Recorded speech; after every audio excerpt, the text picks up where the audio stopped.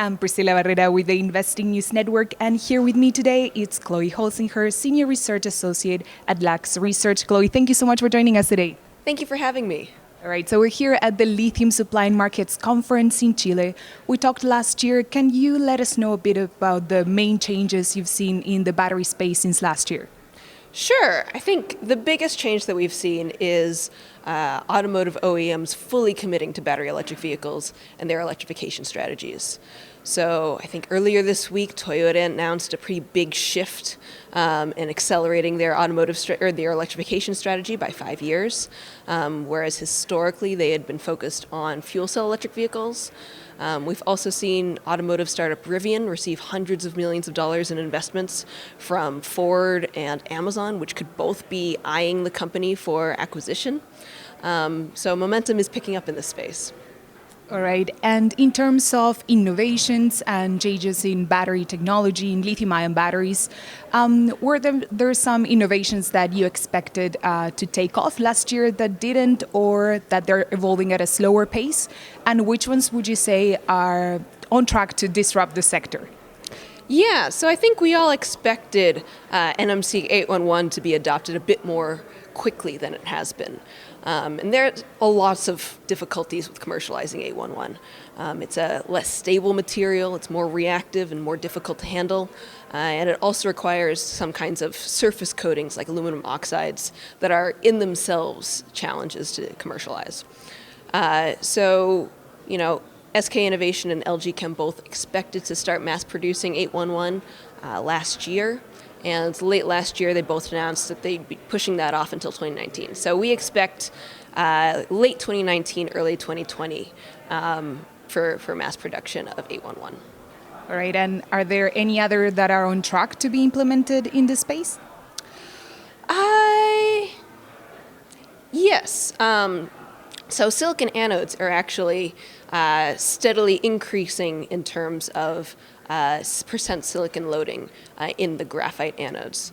And so we are starting to see, that continually progress, from a few percentages of silicon up to 5%, and right now somewhere around 10% in consumer electronics applications.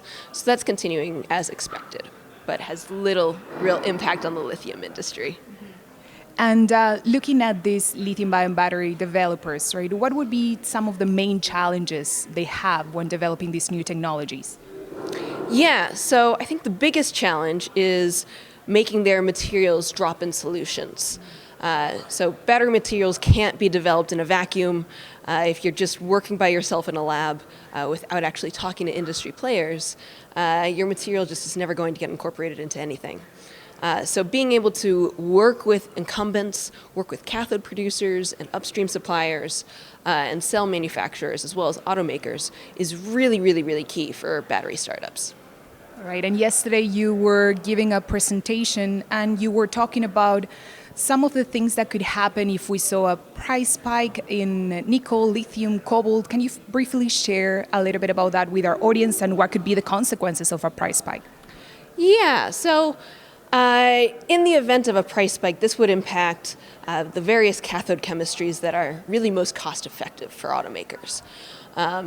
It's a combination between energy density, cell costs, pack size, pack lifetime, and those are all pretty complicated factors that we fed into our cost model for our cathode projections for the future.